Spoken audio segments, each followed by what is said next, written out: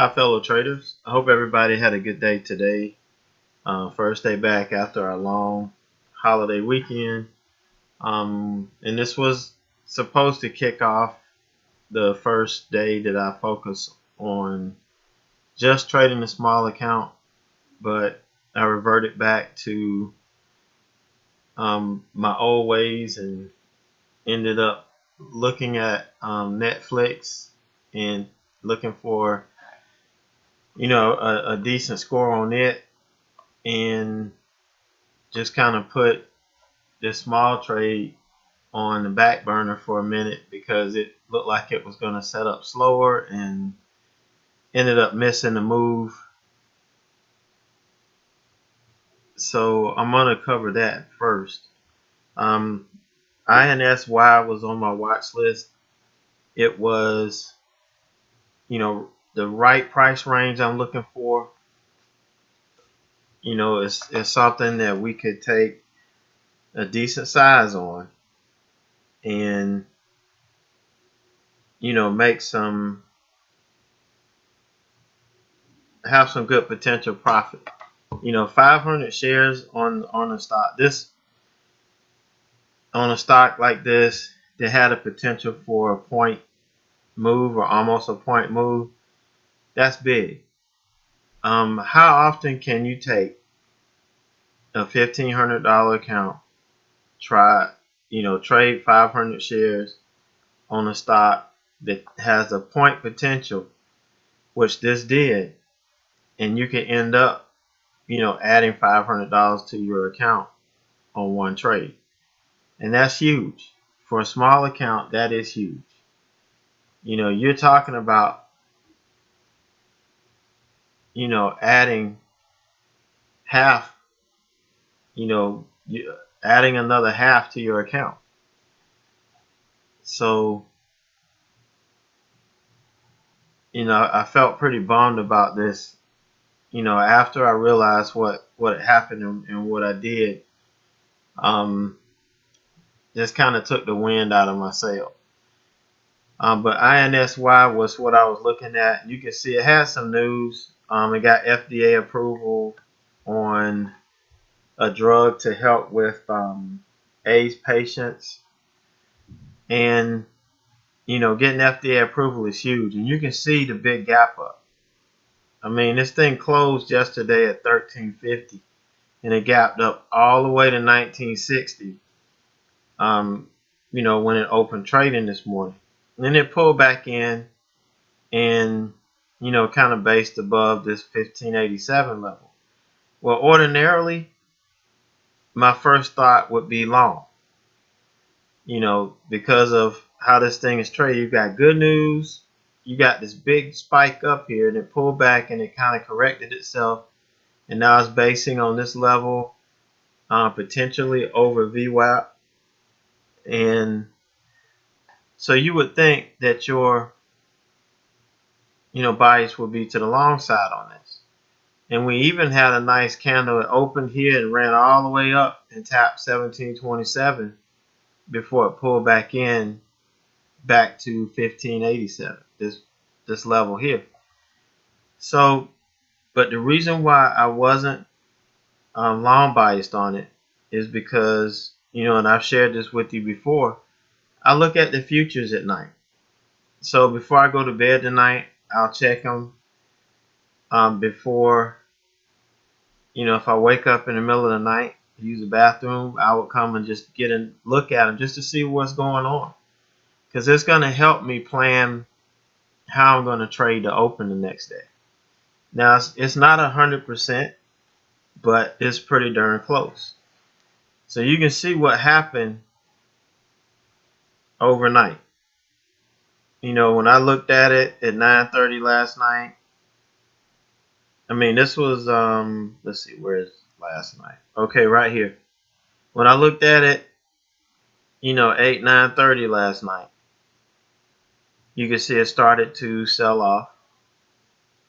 And we were losing, some ground. So I thought, well, this thing's probably going to try to test overnight. But, we're going to lose. It's probably going to stay below the VWAP. possibly stay below the 9 moving average, and we're probably going to open weak tomorrow. And you can see this is 2 o'clock in the morning, 2:30. It just started selling off hard. Now I tried to rebound around 6, between 6 and 7, but it couldn't push VWAP. And it faded back. You know, because I was looking at this, I get up around 6 to go to the gym. And I said, well, it looks like it's going to try to make a run to VWAP, which it did, but it just couldn't push it. And, you know, it faded back down. And by the time I got back, I usually get back from the gym around 8. And, you know, it was right here, still below everything. So it ran up again. So I figured it would test it again before open. And if it stayed below VWAP and sold off, you know, we're going to get the week open. And sure enough, that's what happened. So this gives me a good indication of where I need to be and where I need to place my trades, you know, at the open. So with that said, I was thinking short, and that's what happened. But Netflix set up quicker, and I ended up jumping in it, the 5-minute opening range breakdown. And you can see this one, I was still looking for the 5-minute opening range breakdown, which on top of that would have given me a short, you know, off of this level here, 1587. You know, here it tested VWAP here, tested, it failed. Even if I didn't catch it here on the VWAP, which I wouldn't have, I would have taken it right here, you know, on it, right under this level. This was a beautiful trade. But at this time, I'm stuck in Netflix, and, you know, I can't really trade 2 stocks at one time. It just wouldn't make sense, especially when I'm trying to record this. So I just flat missed it. And, you know, sure enough, we got the move from 1587 all down to 1502, you know, which is what, 85 cents. So you do the math, 500 shares on 85 cents. That's a pretty good lick. You could have taken off 250 here, which would have been the plan, and hold the rest to see if we hold VWAP. I mean, hold the 9. If we held below the 9, you keep holding it. You ride the 9 all the way down. And this thing came all the way down 1430s. So you just can't beat a trade like this. You know, you just can't. And this is exactly what I look for every day. I don't really look for these fast moving momentum trades. Now, sometimes we do catch them. You know, sometimes we do catch a fast moving one that washes out, you know, a buck. And we have to take it. You know, so, but that's not really what I look for. If it happens, great, it happens. But I look for these slower moving trend type traders, and I like to hold them as long as they're trending in the direction that I want them to trend. I like to hold them, and there's less stress, and, you know, I can enjoy watching the market, and I can enjoy watching, you know, my setup work. So just completely missed it. You know, wanted to share that one with you. And then there were a couple of, there were a couple of reversals that we looked at. SWN, I think, was the first one. Yeah. You know, this one hit our reversal scan. This was a nice move down. This is the type, you know, parabolic move we like to see to the downside, stretching that rubber band out. And usually these, when you have a nice sharp move to the downside, you're going to have a nice snapback. And you can see we had a nice area between here. This was the first level I was looking at, 1184. back up to, at that time, I think it was at 12.18 or so. That was perfect range, because remember, with a small account, our number one killer is going to be commission. And whenever we plan a trade, we need to have those commissions in mind. How much is it going to cost us to go in and out? Let's say 13 bucks. That's the average. You want to have 6-7 times that potential, because what happens is, if you get 2 good trades and say you get a losing trade, say your stop's 50 bucks, then you're going to have to add that 13 onto it. That's 60, $3. Or if your stop's 100, you got to add. So you're starting a trade out 13 bucks in the hole. Let's just say 15 for the sake of argument. You're starting a trade. Anytime you go into a trade, you're starting out in the red, regardless of what your P&L says. Because to get in and out of that trade is going to cost you a minimum of 15 bucks. Now, if you scale out one time, you're going to add another $6-7 to it. So you want to make sure that you have that factored in. Because if you go in, I know I did 1 or 2 trades already where I got 60, 70 bucks on one and 90 on another. You don't want to go in every trade looking for $60, because all it's going to take, you can have 4 trades at $60, then you take a decent loss. It's really going to cut into your account. It's going to mess with your head, and you don't want to do that. So you want to make sure when you do take a trade that it does have the potential. This one had the potential, but you can see what happened. And we're gonna look at this in real time in a minute, because I was recording this. This was setting up, and I was looking for it to recover. Now right here, once it lost this level 1184, I was looking for it to get down to 1150. I was gonna take it off of right here at 1150s at the $half mark. I doubt if it would have made it down to this level for the bounce, but that was the next level that I was watching once it lost 1184. But you have to remember, things aren't gonna, when you have a level of support or resistance, it's not gonna be exact, because what you're gonna have is you're going to have buyers and sellers stacked up on both sides of that level, because you're going to have people that trade off of these levels, and you're going to have them stacked up both sides. So they may be 5 or 10 cents to the upside, 5 or 10 to the bottom. So once you start approaching a level, it can turn 10 cents away. So you have to be able to spot that and be willing to take that risk, that if it's going to turn 10 cents before it hits there, then maybe you don't want to go in full size. Maybe you want to add if it comes back and taps that level.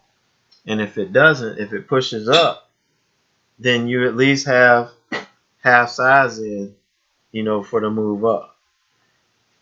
So those are the things that you really have to think about when we do this. And you can see this one, it pulled down, it made the turn, it printed a nice 5-minute candle to the upside right at this level that I would have wanted to base my trade off of. I still would have taken it here, and I was still looking to do that because we had a nice window to the 9 at this point. And you can see, and you'll see on the video, exactly why I wait for confirmation. Yeah, I could have guessed here and got in, and it's still a smart trade. Once this closed above it, this opened above it right here at 1187, 86, somewhere in there. 1188 is what it opened. I still could have taken this at 1188, risking on a close below 1184, and got out at, let's see, 1180. I'd have lost 4 or 5 cents. I mean, 7-8 cents on this trade, which is well within our risk tolerance. But in situations like this, I like to wait to make sure that this level is not going to reject, that this level is going to end up turning into support, and we'll have a nice trade with nice risk, building off that support. So let's do this. This is the recording, and at this point, I'm watching it. I'm thinking that we're going to have a trade. There's a nice move from this level up to the 9. Even though the 9's coming in hard, if we get a nice pop, if we get a nice hold of this level and a nice run up, we'll get a decent profit off of this.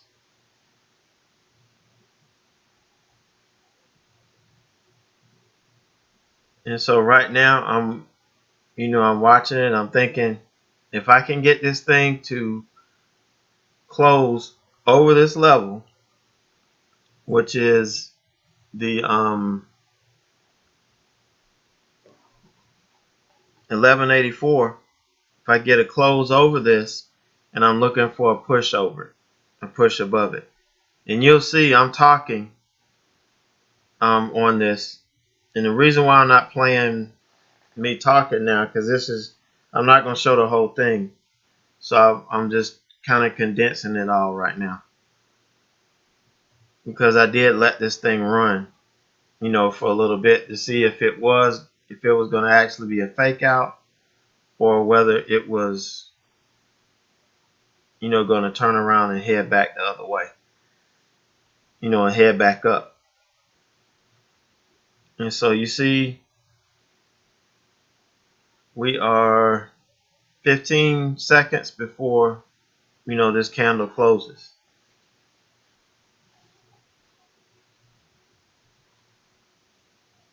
And so now I'm waiting, and I want to see how this next candle opens.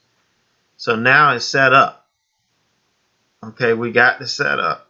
Now I'm looking for the confirmation. Now this opened over this level, and yeah, that is a signal to buy. That's a buy signal.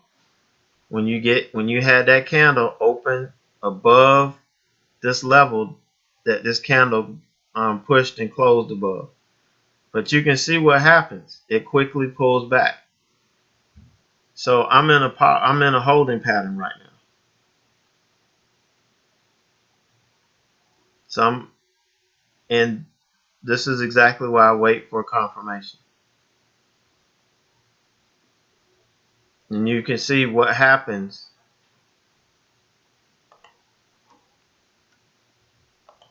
And you can see what happened here. This is that candle that started printing. It sold off. Next candle, it closed below this level. Next candle opened below it. Weak. And this could have been a good short. Back down to this level. Looking for this level. 1126. And, I had that in the back of my mind. But, my head just wasn't in the game after, the Netflix deal. Even though I made money on Netflix, that wasn't the plan for the day. And, for some reason, I made it the plan. If there wasn't a low dollar ticker that was setting up, then yeah, Netflix would have been good. Could have got 100 shares on it, and tried to trade it, because there was $1. There was enough range for me to make money off 100 shares. But, that's only going to happen if I don't find the medium range stocks that I like to trade, with a small account. I like to go between $10 and $40, with at least the $1 average true range. Yeah, sometimes I have to reduce that. I have to go to 50 cents. But that tells me that this stock has over the last 14 days, it's been moving an average of 50 cents in a day from the highest to the lowest. So the potential is there. All right, there was another stock, HFC. That was another one. Same thing, hit our reversal scanner. It pulled back, and I was looking to take this off of 23. It did not come down as far as I had anticipated. And I had this one. I was recording this one too, but it recorded the same thing that this one did. This one actually never closed above this level.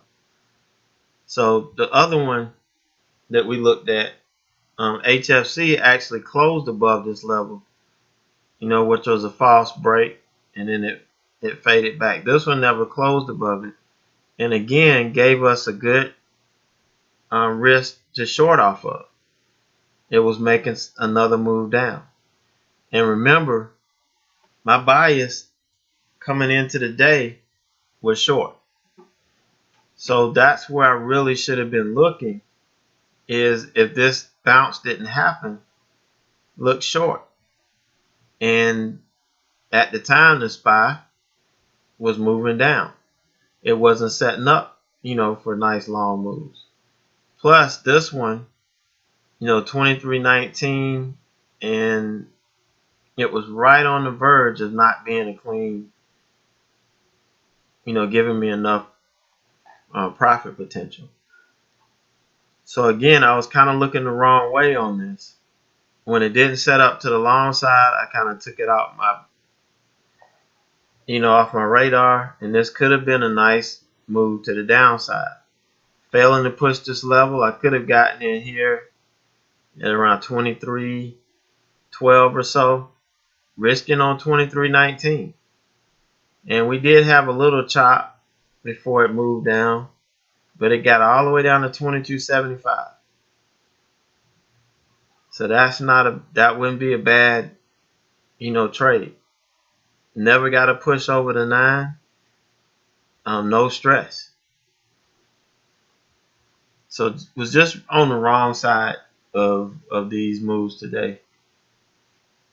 Was looking to go the wrong way and didn't turn around and take advantage of what the market was giving us.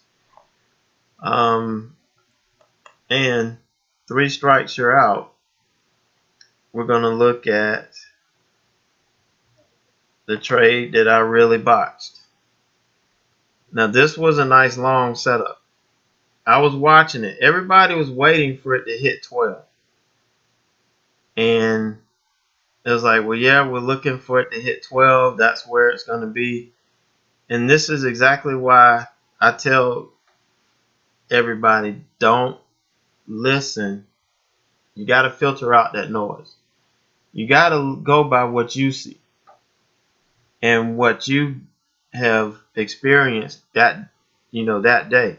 If you look at this looks identical to the 2 trades I just showed you. And those 2 happened prior to this one happening.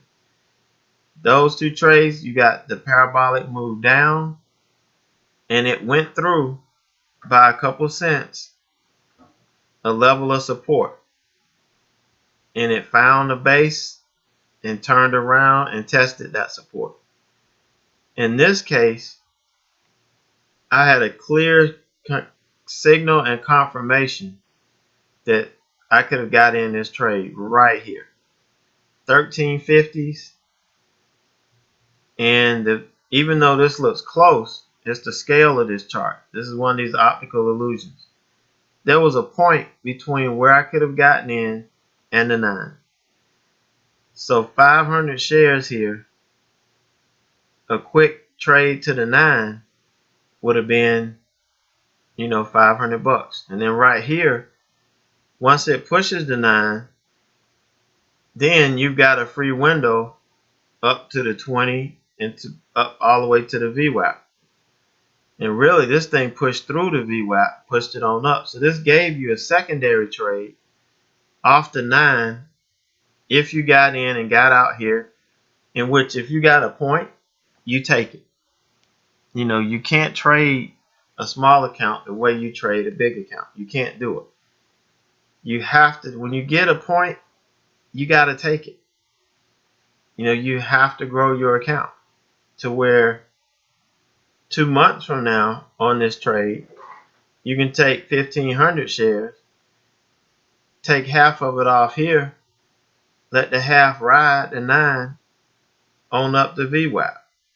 Take off a quarter here. Let's see where it goes. But you have to build it there. You got to build your account. So all I could show you today was 3 opportunities I squandered. And this is typical of somebody starting out trading with a small account, because what's our number one priority? To protect our capital. And if we're trying to protect our capital, our hands are cuffed. We've got handcuffs on, our legs are tied. I mean, everything's tied up because we're in that protection mode. So the only protection that we need to have is a solid stop. If we have that solid stop and we're trading a proven, profitable setup, then we have to trust it and take the trade. When we see, things, we have to trust what we see, trust our judgment, and take the trade. And this is a classic example of me listening, not filtering out the noise in chat. And I'm thinking, yeah, this thing might come down to 12. That might be the spot. And I didn't take it when I'm sitting here looking at this level, 1330, and watching this stock based on it. It's not based below it, trying to push it. It's based above it. And this was a clear entry signal, confirmation that because I let all this get into my head, I couldn't pull the trigger and didn't take the trade. And this would have made my whole week right here. The rest of this week would have been so easy. If you start your week off with a strong trade, the rest of the week you would be surprised how easy trading the rest of the week would be, because you're not forced to take anything. You got money in the bank, and all you have to do is find the A+ setups and hit your marks. And that's it. The last thing I wanted to share, and I had a couple questions. If you haven't had education and you just have $1,000 or $1,500 that you want to start trading with, you're gonna have to invest some of that money in education. It doesn't matter who you do it with. Obviously, my bias is toward warrior trading because that's where I'm at. But you need education, and you need solid education, and you need to learn from somebody where you can learn proven, profitable strategies. Now, not everybody can trade every strategy that they teach in the room. Ross teaches the gap and go along with the open range breakout, momentum trading, reversal trades. I can trade everything but the open range breakout. I cannot function that quick. I can't do it. So I realized that, and I don't try to trade that strategy.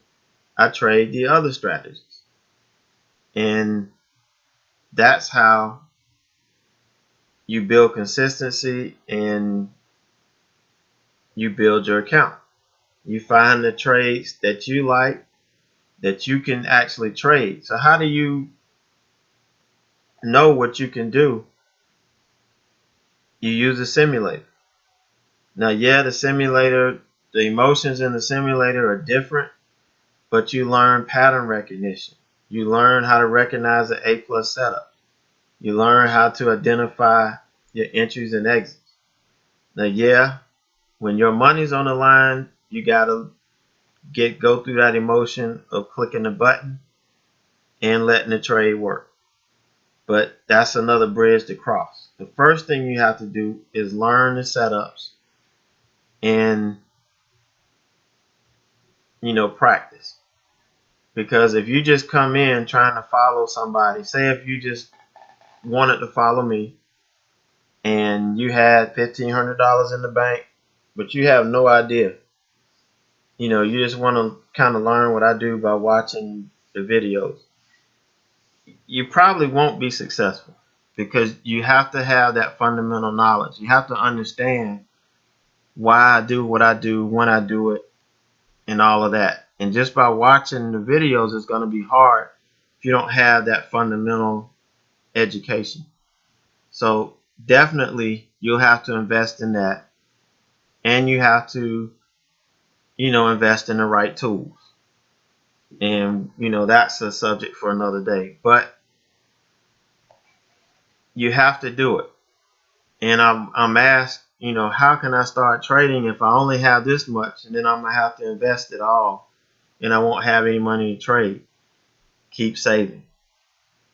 The way I did it, I played the lottery every day.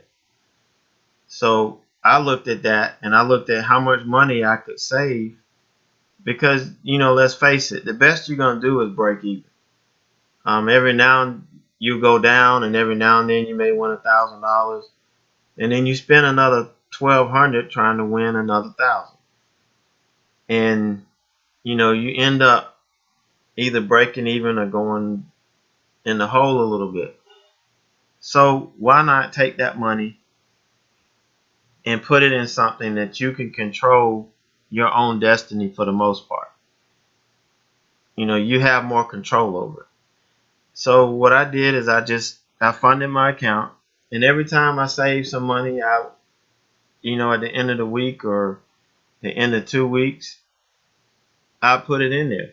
Or if I did a side job, worked on somebody's car or something, and made some money, I would take a percentage of it and put it up.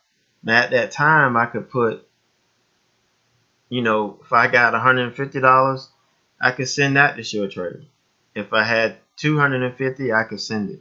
Now the minimum is $500. So you're gonna have to do, some creative saving so that you don't spend that money until you get $500 up to send it to SureTrader. Now I've got TD Ameritrade, another broker, that I could put whatever I want to in it. And there's a storefront here, in Columbia, so I can go and put money in my brokerage account at any time. If I have $50, I can put in it. If I had 75, doesn't matter. And then once I get that $500, I've got a debit card associated with it that I could just send it and be done with it and start over again. So you have to be creative. If you want to be successful at this, you got to have the right mindset going in. You have to know what you're up against, and you have to know that it's going to take sacrifice.